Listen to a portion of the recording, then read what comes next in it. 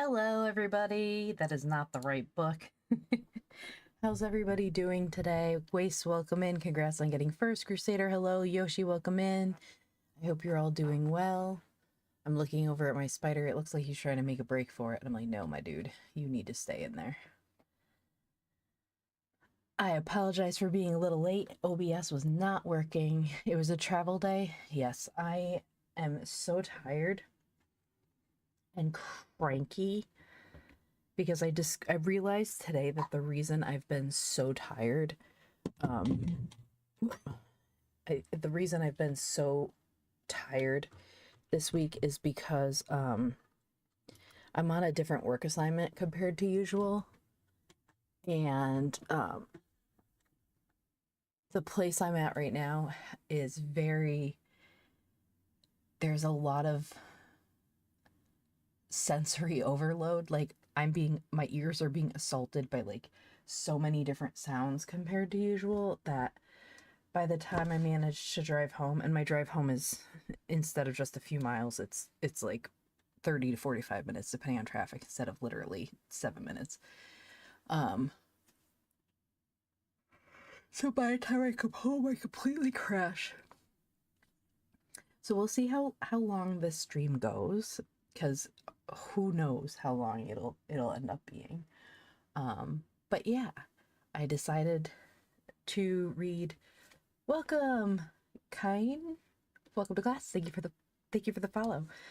I don't have my headset on because, quite frankly, I cannot stand sounds in my ears right now. I'm nice and quiet. The only creature with me right now is my spider, who is currently... What is he doing? He's trying to climb on the roof of his enclosure. And I'm like, my good sir, I just misted his cage. Yes, therapy. My So, fun story.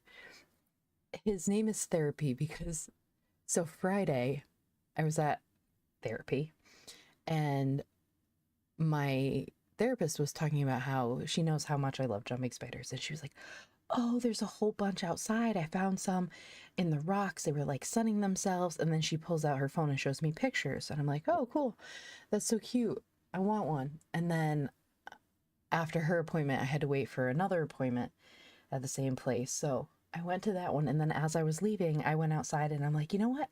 I want to find I want to find a spider.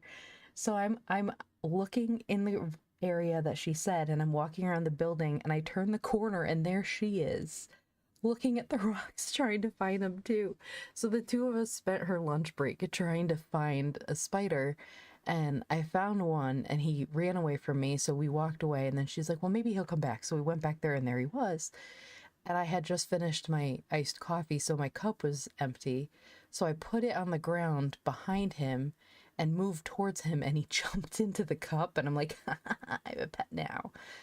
So then I went and bought some food for him, and then I bought some sneakers for myself. So thankfully I had the habitat ready to go. I named him Therapy because that's where I found him. So he's super cute. He's super tiny, but he's much more active than Peter was, and obviously he's definitely more active than Cole was. Cole was literally on his last legs, but he's just chilling at the top. He's kind of doing some little dance. I'm not sure exactly what. And he's on the ceiling of his enclosure all the time. Yeah, I don't know what he's just hanging there. Like, I couldn't, when I picked up the habitat to look, I'm like, where is he? And then I looked, I'm like, oh, he's up towards the ceiling. I might have to rethink his enclosure a little bit. It's a big one because I don't want them to feel trapped and bored. So it is a rather big one. And I do have like some fish, some like fish tank accessories in there. Like there's one that, it's like a little hut and it's got a chimney and a door and two windows, and Peter loved hiding in it. It was super cute. And then there's little like fake grass with the twigs on it, and then I have, it's supposed to be for betas. It's like leaves that the betas can rest on, and I have it suction cupped to the side of the habitat for him, and Peter used to like to chill on that thing too, and he like made a little there's two leaves and he made a little like kind of like an enclosure for himself, a little nest between the two leaves. So we'll have to see what therapy does. They're so cute. I misted him when I first got him, and he was washing himself like a cat. I was dying. I'm like, they're so cute. For anyone who's wondering what I'm rambling about, it's a jumping spider. They're super cute. I hate all spiders, but these guys are adorable. They look like they they act like little cats. So cute. And this one's a juvenile, so he's hopefully going to get quite a bit bigger, like Cole was. Cole was pretty chunky. But I've got his food ready to go. There's crickets next to me, little crickets.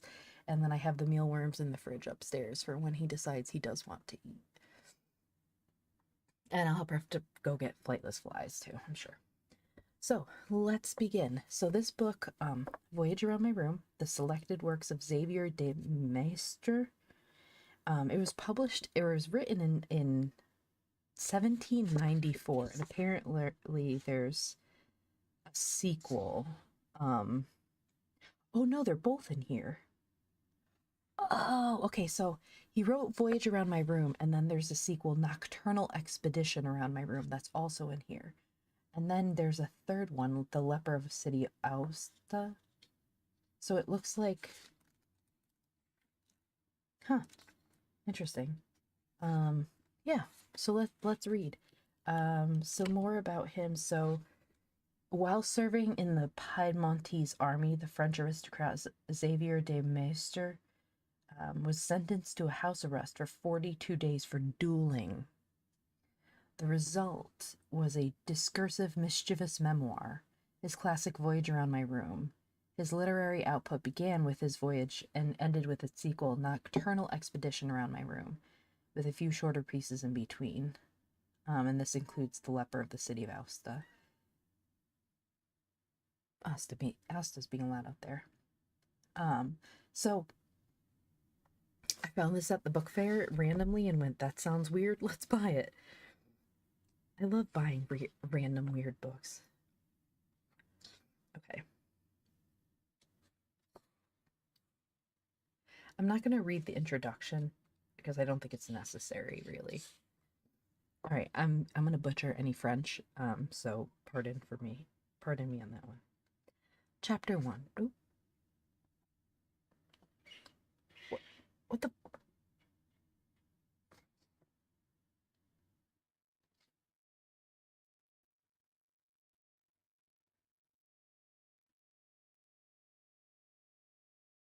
It sounds like you heard that. What was? You heard that like screeching, right?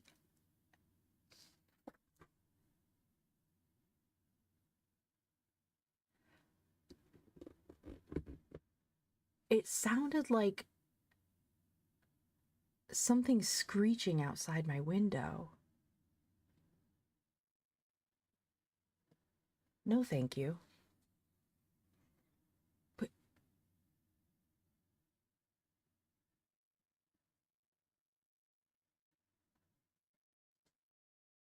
I'm kind of freaked out, not gonna lie, because I can't figure out where it's coming from. Okay, we're gonna read, and if it happens again, maybe I'll go investigate. Okay. Chapter 1. How glorious it is to blaze a new trail and suddenly to appear in learned society, a book of discoveries in one's hand, like an unforeseen comet flashing through space. No, I will no longer keep my book in petto. There's explanatory notes. I'm not going to read them. It's in petto. I think it's probably Italian. Here it is, gentlemen. Read it. I have just completed a 42-day voyage around my room. The fascinating observations I made and the endless pleasures I experienced along the way made me wish to share my travels with the public, and the certainty of having something useful to offer convinced me to do so. Words cannot describe the satisfaction I feel in my heart When I think of the infinite number of unhappy souls for whom I am providing a sure antidote to boredom and a palliative to their ills. For the pleasure of traveling around one's room is beyond the reach of man's restless jealousy. It depends not on one's material circumstance. Indeed, is there anyone so wretched, so forlorn, as not to have some sort of garret in which to withdraw and hide from the world? For such is all that is required for travel. I am certain that all sensible men will adopt my system, regardless of disposition or temperament, whether they be miserly or prodigal, rich or poor, young or old, born in the torrid zone or near the pole. They can travel as I do. Indeed, in the vast family of men teeming on the surface of the earth, there is not one, no, not a single one, among those living in rooms, that is, who, upon reading this book, could possibly refuse to approve the new manner of travel that I am introducing to the world. This is going to be ridiculous. I am 100% here for this. Hello, Oscar. Welcome in. I've been doing well. How have you been? I'm here.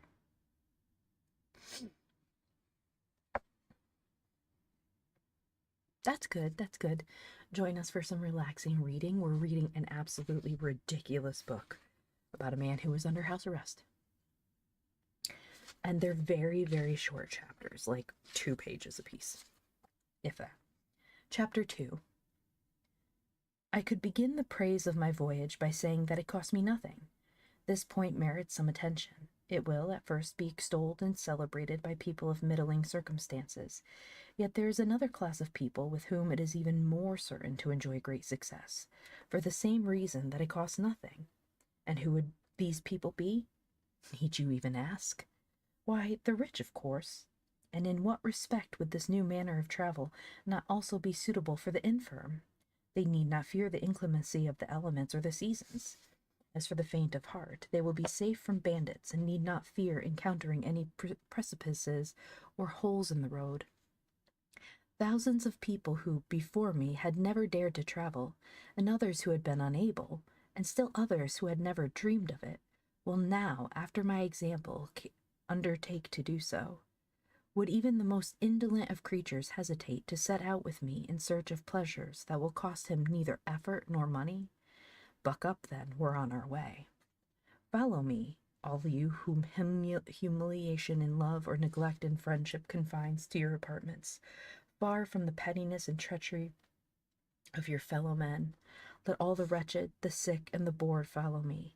Let all the lazy people of the world rise in mass, and you, whose brain is aboil with sinister plans of reform, you, who in your boudoir are contemplating renouncing the world in order to live, gentle anchorites of an evening, you too, who come, heed my call and forget those dark ideas.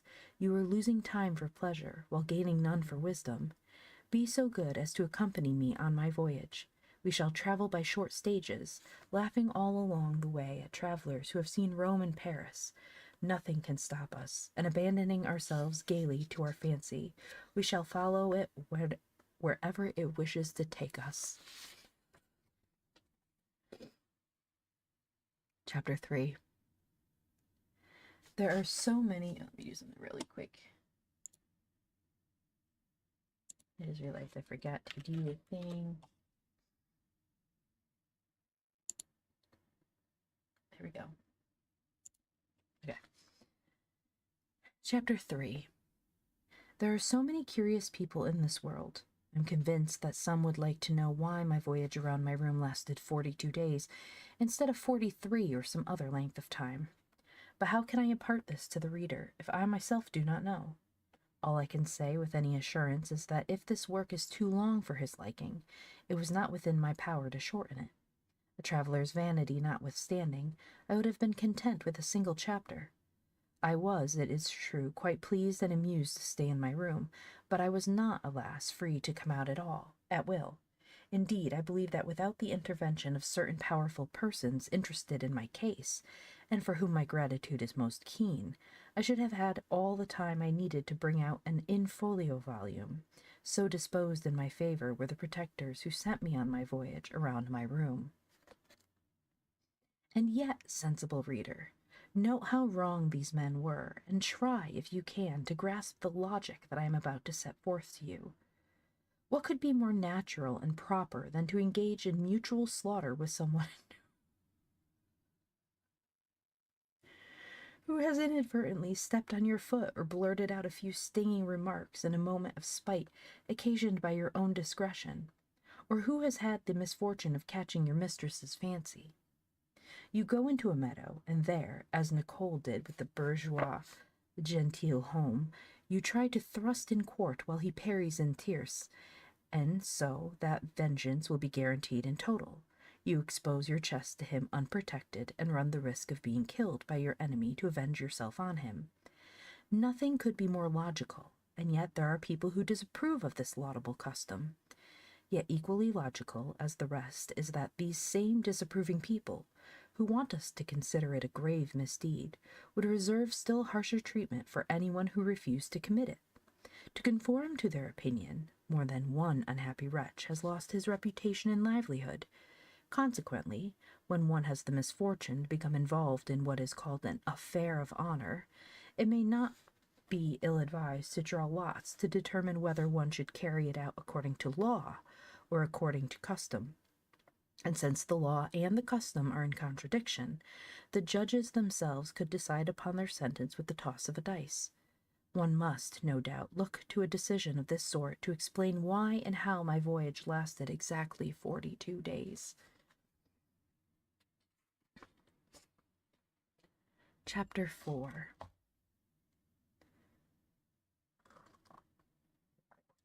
My room is situated at 45 degrees latitude, according to the measurements of Father Beccaria. It runs from east to west, and forms a rectangle that is 36 paces round, keeping well nigh to the walls.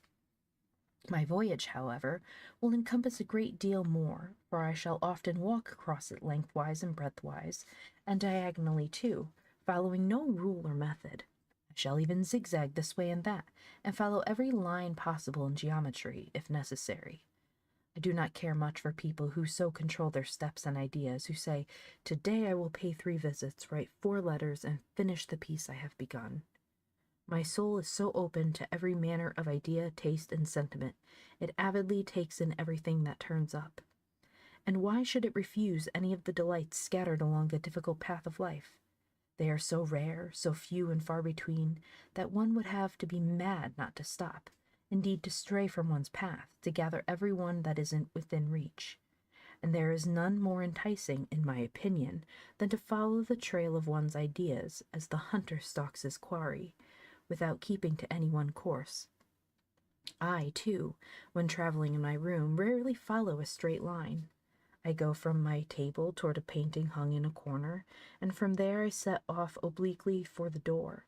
Yet although in setting out my intention is to reach that spot, if I happen to encounter my armchair along the way, without hesitation I settle right down into it. What a splendid piece of furniture an armchair is, of utmost importance and usefulness for every contemplative man. During those long winter evenings, it is often sweet and always advisable to stretch out luxuriously in one, far from the din of the crowds. A good fire, a few books, some quills, what excellent antidotes to boredom! And what a pleasure, then, to forget your books and quills and to poke the fire, relinquishing your thoughts to some pleasant meditation, or composing some rhymes to amuse your friends. The hours slide over you and fall silently into eternity, and you do not even feel their melancholy passing. That sounds wonderful to me. Sitting in an armchair with a book in front of a fire. Glorious. Chapter 5. Heading north from my armchair, we discover my bed.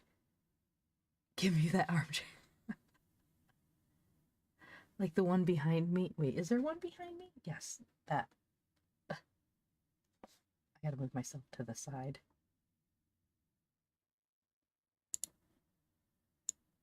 There. My armchair is comfy.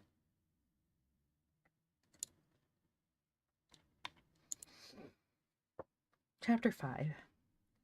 Heading north from my armchair, we discover my bed, which sits at the back of the room and creates a most agreeable perspective. It is most felicitously situated, receiving the morning sun's rays, first rays as they shine through my curtains. On lovely summer days, I see them advance along the white wall as the sun slowly rises.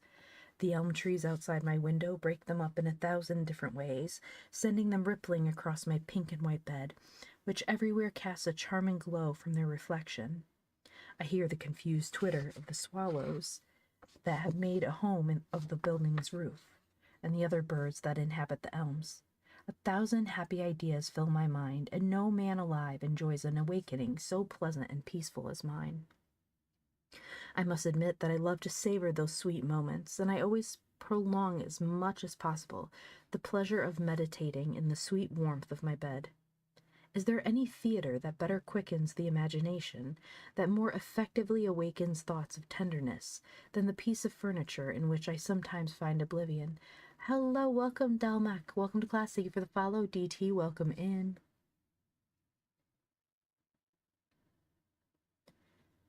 Modest reader, have no fear, but shall I never be able to speak of the happiness of a lover who, for the first time, takes a virtuous wife into his arms? What ineffable pleasure, which my unhappy fate condemns me never to taste! Is it not in a bed that a mother, drunk with the joy of her child's birth, forgets her pain? It is here that the imaginary pleasures, the fruits of fancy and hope, come to stir us, and it is in this cradle of delight that we forget, for one half of our life's duration, the sorrows of the other half. Yet what a host of thoughts, both pleasant and sad, rush all at once into my brain! What a bewildering mix of frightful and delightful situations! A bed witnesses our birth, and it witnesses our death.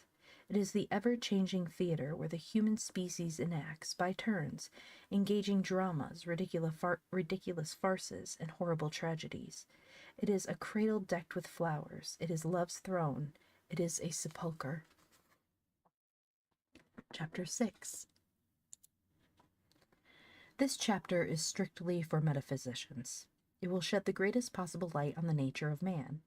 It is a prism through which we shall soon be able to analyze and break down man's faculties, separating his animal powers from the pure light of intelligence. It would be impossible for me to explain how and why I burned my fingers when taking the first steps of my voyage, without first explaining to the reader, in the greatest of detail, my system of the soul and the beast. This metaphysical discovery, moreover, has such great bearing on my thoughts and actions that it would be most difficult to understand this book if I did not provide the key to it at the very beginning. I have noticed, through many and sundry observations, that man is made up of a soul and a beast. These two beings are absolutely distinct, yet so contained within one another, or rather on top of one another, that the soul must in some way be superior to the beast to be able to make such a distinction. An old professor once told me, that's as much as I can remember, that Plato called matter the other. That's quite good, yet I would rather give that quintessential name to the beast that is united with our soul, for that substance is the real other, and pesters us in a most distressing manner. It is rather frequently observed that man is twofold, but this is, they say, because he is made up of a soul and a body, and this body is accused of I know not how many dreadful things, quite inappropriately, I am sure, since it is as incapable of feeling as it is of thinking. The real culprit is the beast, that sentient being utterly distinct from the soul, that veritable individual that has his own separate existence, tastes, inclinations, and will, and is superior to the other animals only because he happens to be a little more well-bred and endowed with more perfect organs. Ladies and gentlemen, be as proud of your intelligence as you please, but beware of that other, especially when you are together. I have conducted I know not how many experiments on the union of these two heterogeneous creatures. I wonder what he could be talking about here. For example, I have clearly determined that the soul can command obedience from the beast, and that by an unfortunate reciprocity, the latter can very often compel the soul to act against her will. According to the rules, the one has legislative power, the other executive power, but very often these powers oppose each other. The great skill of a man of genius lies in knowing how to bring his beast up well, so that he may go his own way in the world, while the soul, released from this distressing intimacy, raises herself to the heavens. It's really interesting that he's referring to the soul as feminine, but the body as masculine.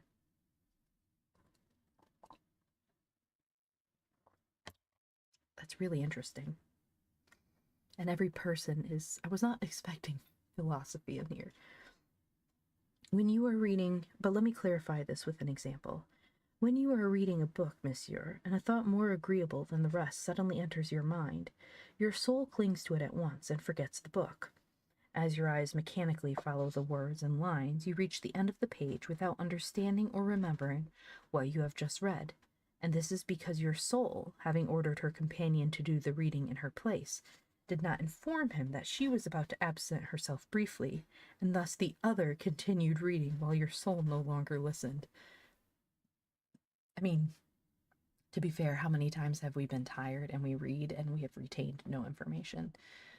I think I'd get philosophical too.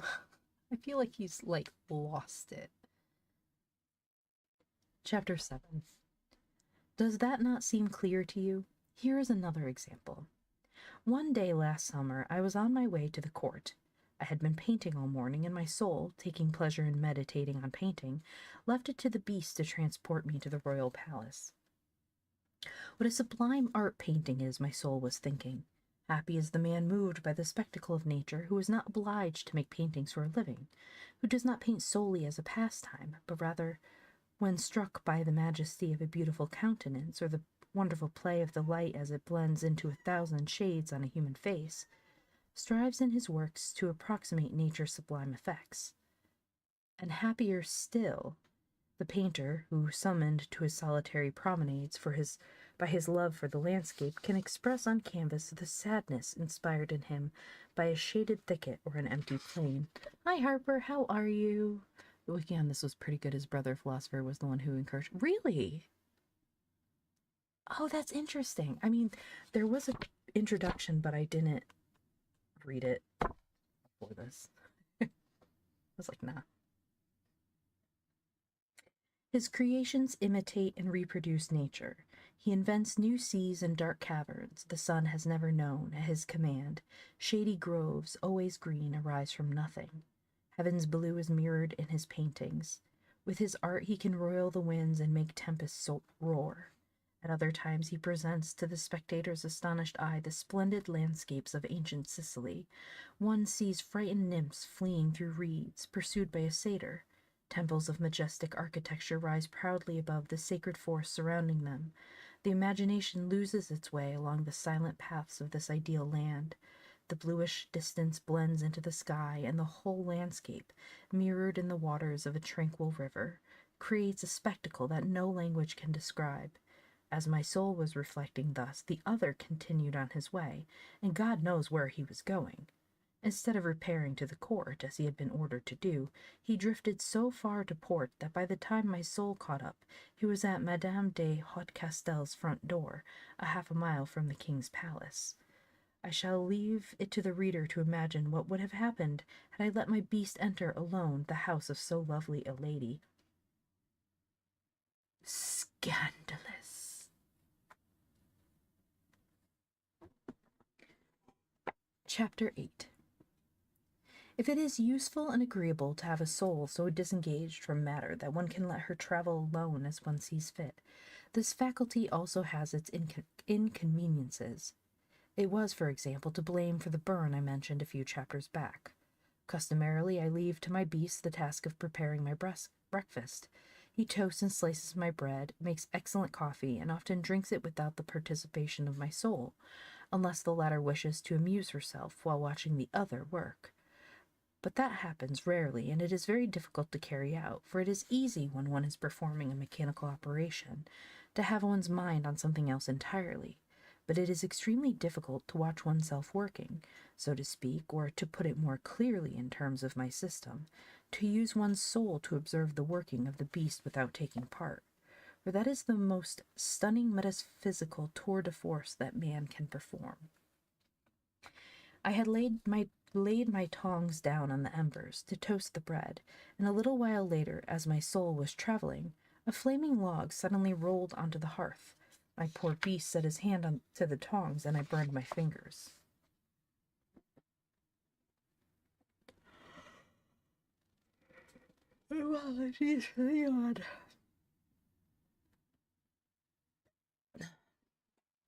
Chapter 9. I hope that in the preceding chapters I have set forth my ideas well enough to give the reader food for thought, and enable him to make discoveries of his own in this luminous realm. He could not help but be pleased with himself should he succeed one day in making his soul travel all by herself. The delights that this ability will bring to him will more than outweigh the misunderstandings that might result from it. Indeed, could there be any joy more gratifying than that of thus stretching one's existence, of inhabiting the earth and the heavens at once, of doubling, as it were, one's being? Is it not man's eternal and forever unfulfilled wish to increase his power and abilities, to be where he is not, to recall the past and to live in the future?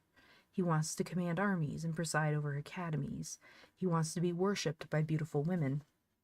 Yet if he has all this, he misses the calm of the countryside and envies the shepherd his cabin.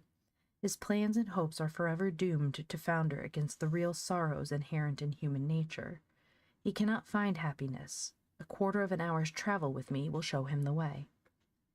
Ah, but why does he not leave these miserable cares, the torment of ambition, to the other?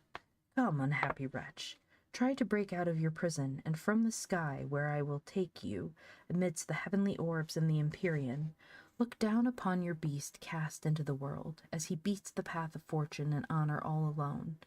See how solemnly he walks among the men. The rabble steps aside in respect.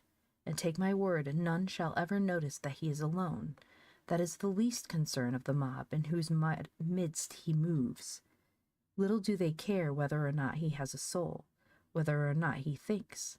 Hundreds of passionate women will love him madly unawares, and he can even, without the aid of your soul, raise himself to the highest station, the pinnacle of success. In short, I should not be at all surprised if, upon our return from the Empyrean, your soul, in going back home, found herself inside the beast of a great lord.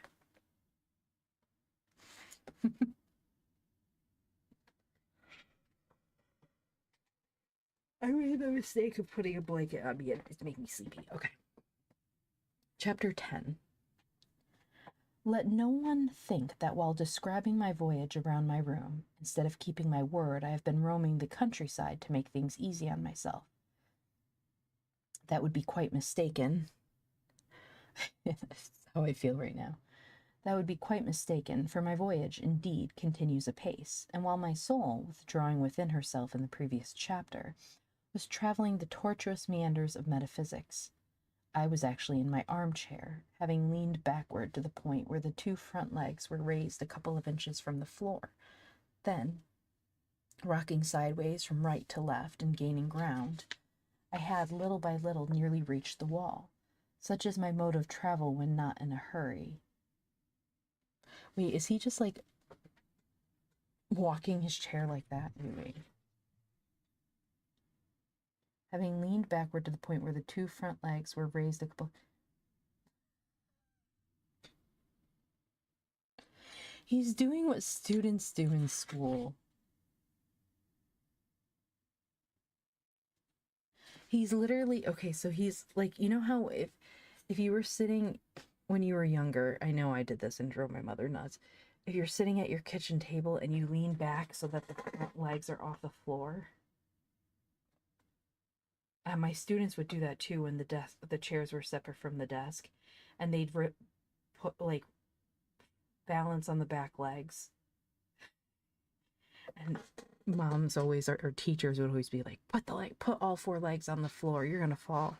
This dude is like that, and he's rocking back and forth to make it walk across the floor.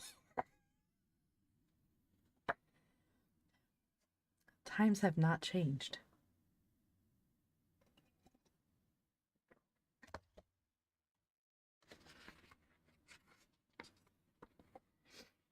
This was his mode of travel when not in a hurry. There, my hand had instinctively searched house arrest. He really is. He's finding very creative ways of moving. I mean, I guess if you have to stay in your room for 42 days, you're going to find some weird stuff to get up to. There, my hand had instinctively seized the portrait of Madame de Haucastel, and the other then amused himself removing the dust that covered it. He derived a quiet pleasure from this, a pleasure that made itself felt in my soul, even though she was lost in the vast reaches of the heavens.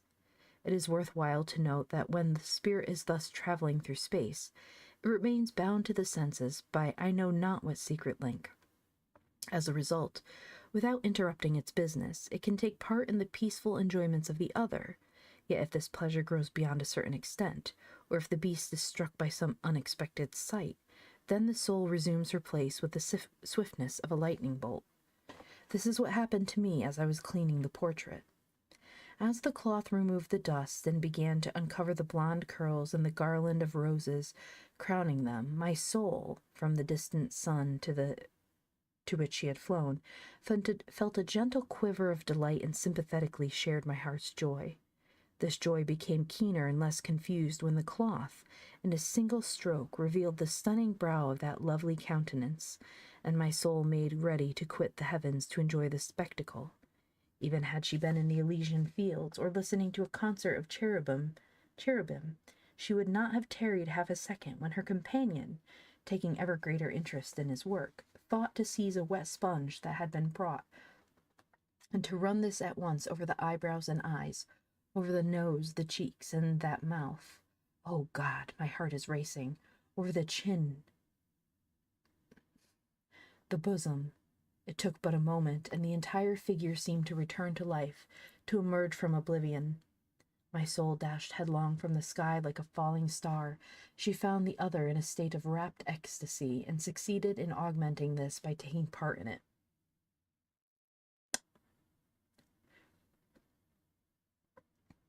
This unusual, unforeseen situation made time and space disappear for me. For an instant, I existed in the past. I grew younger, contrary to the laws of nature. Yes, there she is, the beloved woman. It is she, none other. I see her smiling. She is about to speak, to tell me she loves me. What a gaze! Come closer and let me clutch you to my breast, light of my life, my second existence. Come and share my transport and my happiness. This moment was brief but entrancing. Soon cold reason resumed its role, and in the twinkling of an eye, I aged an entire year. My heart grew cold, icy, and I found myself again among the indifferent crowd weighing down the planet. Who is this woman?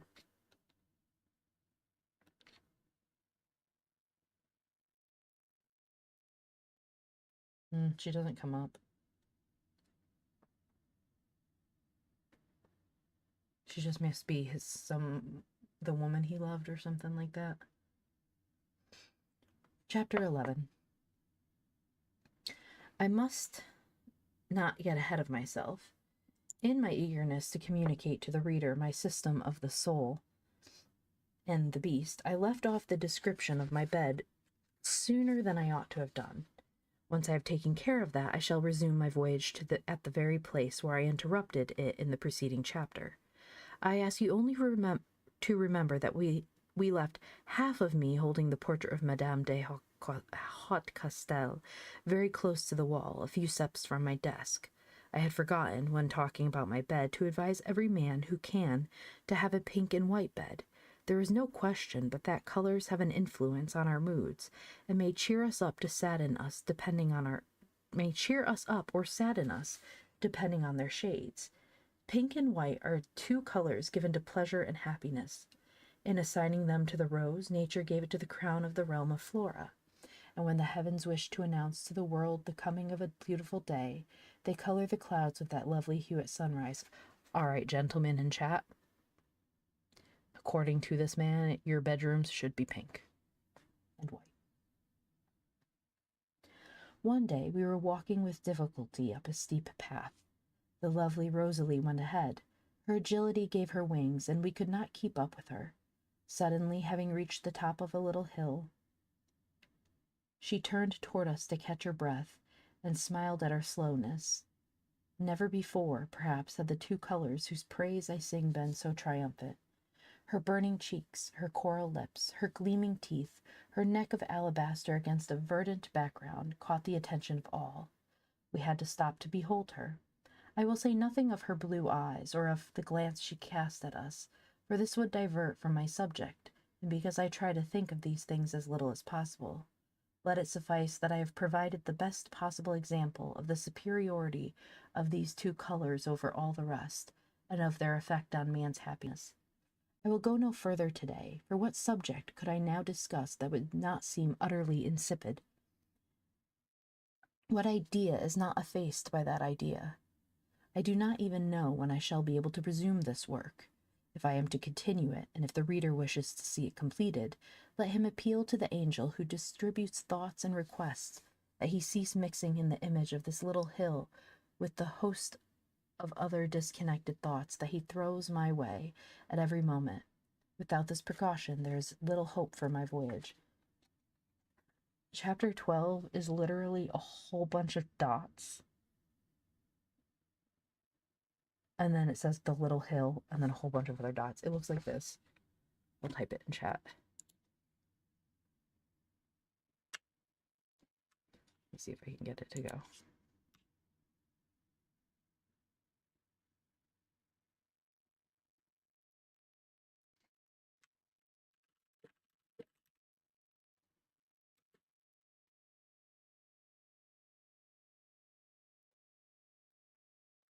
That is the entirety of chapter 12.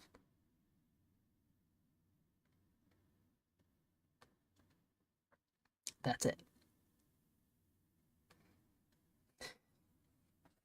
That was a choice. Chapter 13. This is the entirety of chapter 13. My efforts are in vain. We shall have to postpone matters and sojourn here willy-nilly. Think of it as a military stop.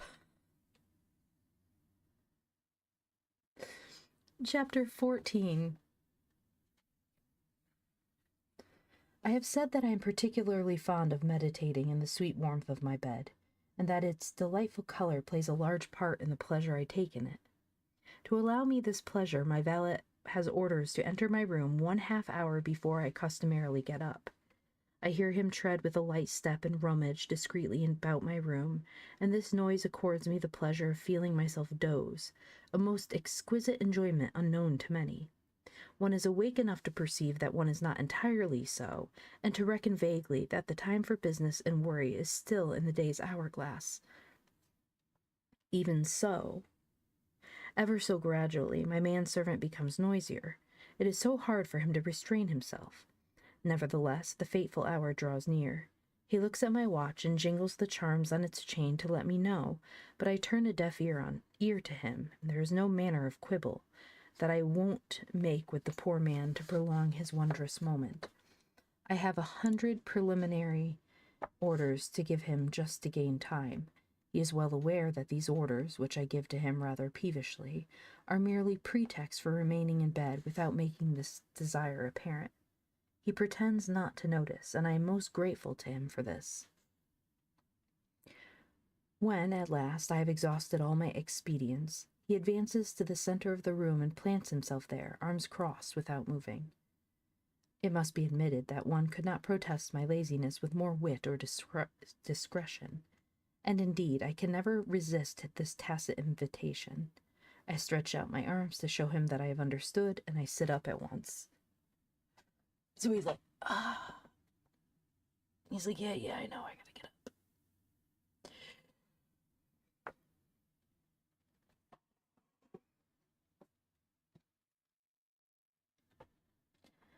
If the reader reflects a moment on my valet's conduct, he will realize that, in certain delicate matters, such as the one at hand, simplicity and common sense are of infinitely greater value than the cleverest mind. I assure you that the most elaborate speech on the disadvantages of laziness would never convince me to get out of my bed so promptly as does the mute disapproval of Monsieur Jonetti. A thoroughly decent fellow is Monsieur Jonetti, and of all men the most suitable for a traveler such as myself. He is accustomed to my soul's frequent voyages, and never laughs at the indiscretions of the other. In fact, he even gives him guidance sometimes when the other is alone, so that one could actually say that my beast is governed by two souls. When he dresses, for example, he lets him know by a simple sign that he is about to put on his stockings inside out, or to don his coat before his jacket.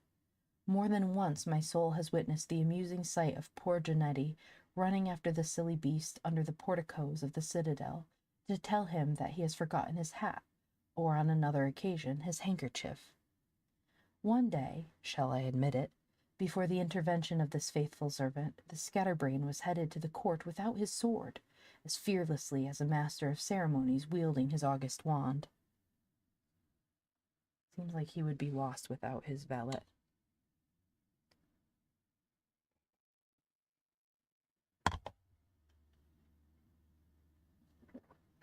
Chapter 15. Here, Janetti, I said, hang this portrait back up. He had helped me to clean it, and had no more inkling of all the things that produced the chapter of the portrait than he did of what takes place on the moon.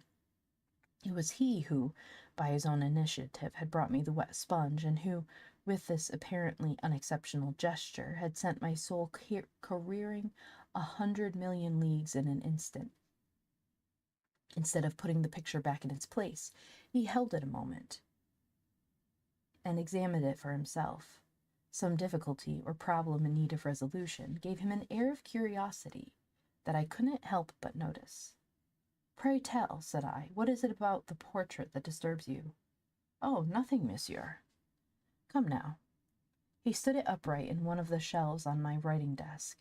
Then, backing up a few steps, he said, "I wish monsieur would explain to me why this portrait always watches the observer, no matter what part of the room one may be in. In the morning, while I am making the bed, the face turns to me, and if I go to the window, she keeps looking at me, following me with her eyes all the way." "And so, Janetti," said I, "if my room were full of people, that lovely lady would make eyes at everyone, and in all directions at once?" "I dare say she would, monsieur. She would smile at the comers and goers even as she smiled at me." Janetti gave no reply. I stretched out in my armchair, and hanging my head, abandoned myself to meditations of the most serious sort. What an illumination! Poor lover! While you languish far from your mistress, in whose heart you have perhaps already been replaced, while you gaze avidly upon her portrait and imagine yourself, at least in painting, to be alone in receiving a return glance, that perfidious effigy, as unfaithful as the original, casts her eyes upon all that surrounds her and smiles at everyone. This moral resemblance between certain portraits and their models is something that no philosopher, painter, or observer had ever noticed before. I am making discovery upon discovery.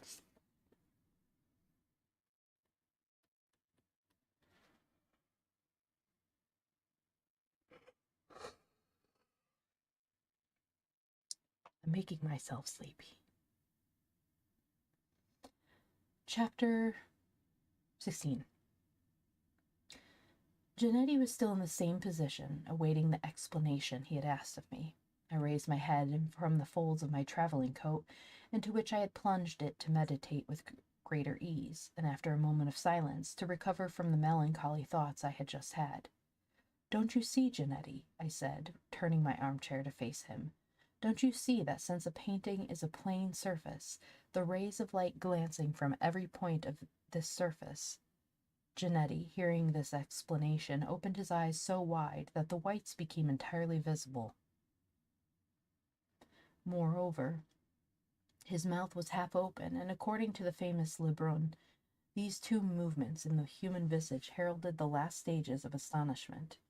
It was, no doubt, my beast who had embarked on that disquisition, for my soul was well aware that Janetti had no idea what a plane surface was, much less a ray of light, and as the prodigious dilation of his eyes had prompted me to withdraw within myself, I lowered my head anew into the collar of my travelling coat, burying it so deep therein that I nearly—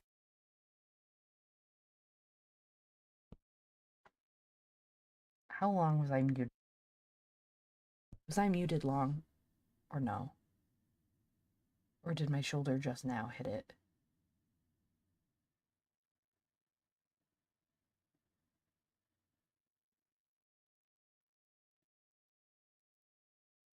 Okay, only a couple seconds. I was like, I looked over and the mic was not on. I was like, oh my God. Two, okay.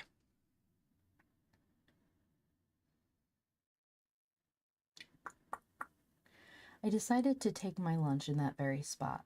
The morning was wearing on. Another step farther in my room would have carried my midday meal over into the night. I slid to the edge of my armchair and, setting both feet on the mantelpiece, I patiently awaited my meal. What an exquisite position, that! It would, I think, be very difficult to find one that combines as many advantages and is as convenient for the inevitable stops one must make on a long voyage. Rosine, my faithful dog, never fails at such moments to come and tug on the tails of my traveling coat, so that I will take her into my lap. There she finds a very comfortable bed all ready for her at the vertex of the angle formed by the two parts of my body.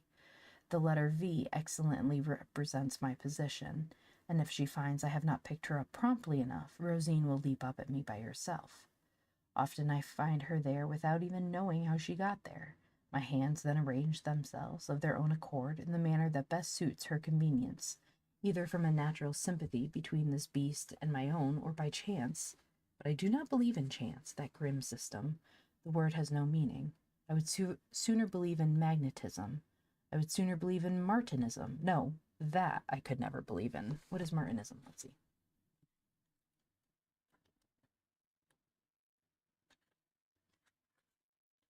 Teachings of Martinez Pasqualis, a shadowy figure of uncertain origin.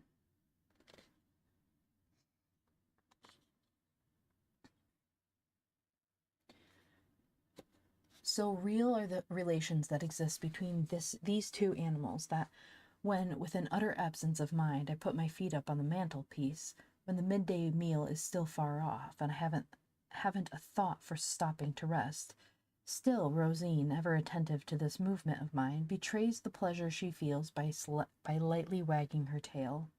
Discretion keeps her in her place, and the other, noticing this, is grateful to her for it.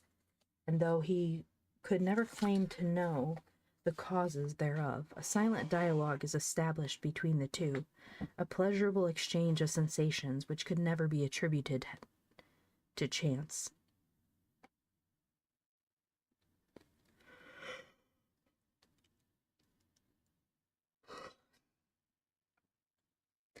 Chapter 17. Let nobody criticize me for going into excessive detail, such is the manner of all travelers. When one sets off to climb Mont Blanc, thank you for the hydrate, or goes to visit the great mouth at the tomb of Empedocles, one never fails to describe with utmost precision the most trifling circumstances. The number of people and mules, the quality of the provisions, the travelers' excellent appetites, everything, in short, down to the stumbling of the asses, is painstakingly recorded in the diary for the education of the sedentary world.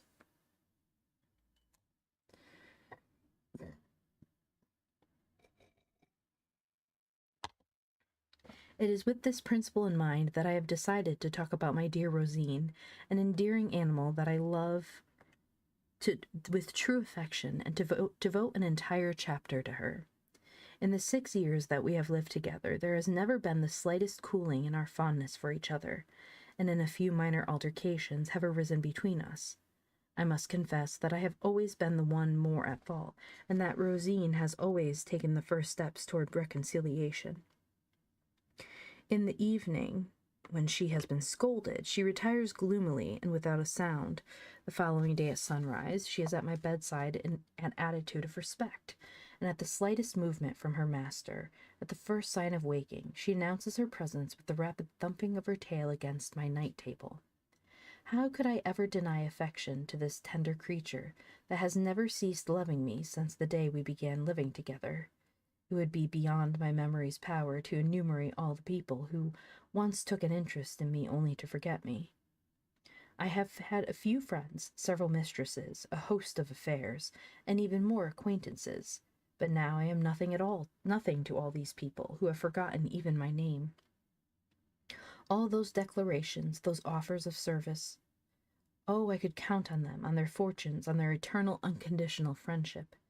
My dear Rosine, who has never offered me any servants, has done me the greatest service that can be rendered to humanity.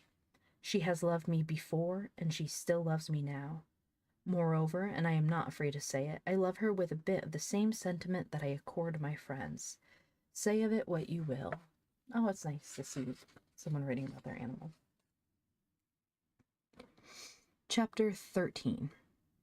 We left Janetti in a state of astonishment, standing motionless before me, awaiting the end of the lofty explanation I had begun.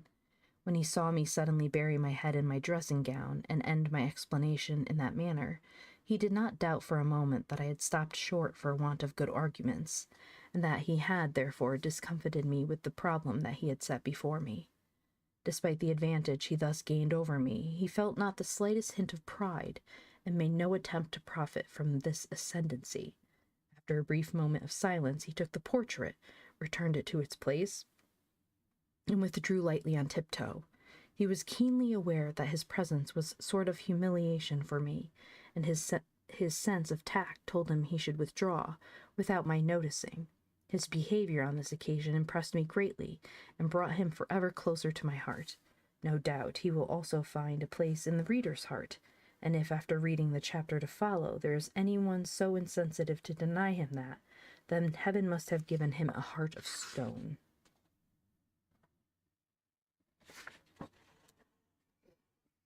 Chapter 14.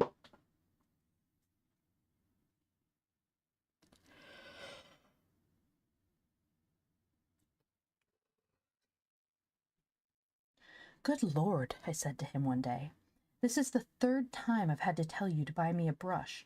What a blockhead, what a brute. He answered not a word. Indeed, he had said nothing in response to a similar outburst the day before. He is so conscientious, I didn't even know what to make of it. Go find a cloth to clean my shoes, I said to him angrily. As he went, I regretted having been so sharp with him, and my ire vanished entirely when I saw how carefully he tried to avoid touching my stockings while wiping the dust from my shoes. I put my hand on his shoulder as a gesture of reconciliation. Could it be, I thought to myself at that moment, that there are men who clean others' shoes for money? That word money was a sudden illumination for me. At once I remembered that it had been a long time since I had given any to my manservant.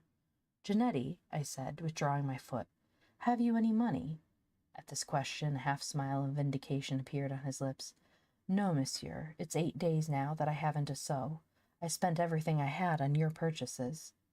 And the brush, is that why? He smiled again, whereas he could have told his master, no, I am not a blockhead, a brute. I didn't realize I had ads on. Whoops. I am not a blockhead, a brute, as you so cruelly called your faithful servant. Pay me the 23 francs, 10 sous, and 4 deniers that you owe me, and I shall buy you your brush. He let himself be mistreated rather than expose his master to embarrassment. God bless him. Philosophers, Christians, did you read that? Here, Janetti, I said to him, here, go and buy the brush. But, monsieur, do you wish to remain with one white shoe and one black shoe? Go, I say, and buy the brush. Never mind the dust on my shoe. He went out. I took the cloth, and with great pleasure cleaned my left shoe, upon which I let fall a tear of repentance. Oh, my Lord.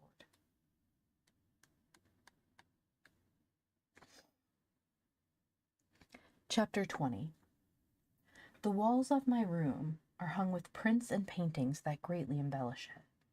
I most sincerely wish I could let the reader examine them one by one to amuse and distract him along the road that remains to be traveled before we reach my writing desk, but it is as impossible to explain a painting clearly as it is to paint a faithful portrait on the basis of a description. What excitement the reader would feel, for example, in contemplating the first print to come before his eyes. In it he would see the unhappy Charlotte slowly wiping with trembling hand Albert's pistols. Dark forebodings and all the pangs of love without hope or consolation are etched in her face, while the cold Albert, surrounded by his bags of legal briefs and old papers of every sort, icily turns about to wish his friend a pleasant voyage. How many times have I been tempted to break the glass covering this print, to tear Albert away from his table, to tear him to pieces, in fact, and trample him underfoot. But there will always be too many Alberts in the world. What sensitive man does not have his own, with whom he is forced to live, and against whom the outpourings of the soul, the tender emotions of the heart, and the flights of the fancy break like waves against the rocks? Happy is the man who can find a friend whose heart and mind are right. For him, a friend who will join him in a commonality of taste, sentiment, and knowledge, a friend who is not tormented by ambition or self-interest, who prefers the shade of a tree to the pomp of a court. Happy is the man who has a friend.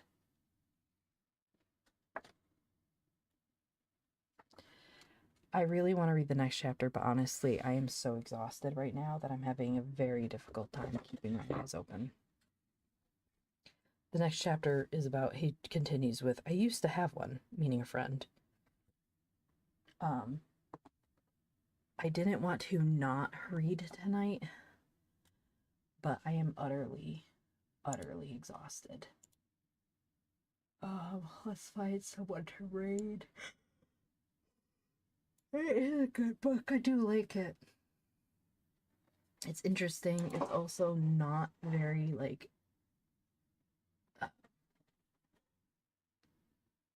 it's very unique. Let's put it that way. Okay, let's see. Who is streaming? Jamesy is. I'm gonna go throw you at him. He's playing music. Oh, actually, Harp is. Harp is reading. Let's go throw you at Harp. Alright, I'm going to raid there.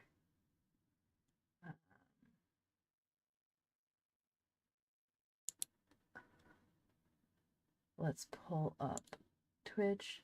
Everyone, thank you for coming in. I appreciate it, even if this was a shorter one. I am just wiped out from work this week.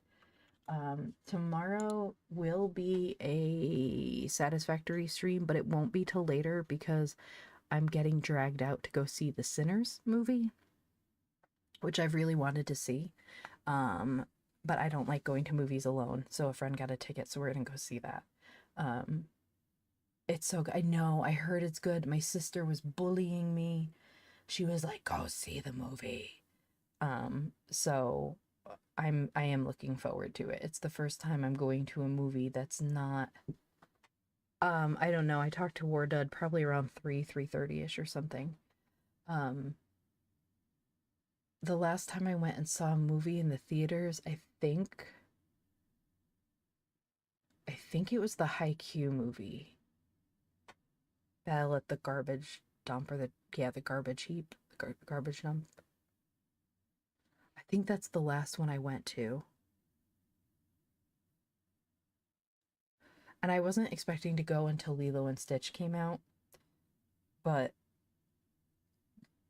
everyone's raving about this movie, so, and I was told it's a movie you have to experience in a theater, like it's not a home movie experience. So I am looking forward to it. Okay, so let's go harass Harp. And it's definitely worth it. Excellent.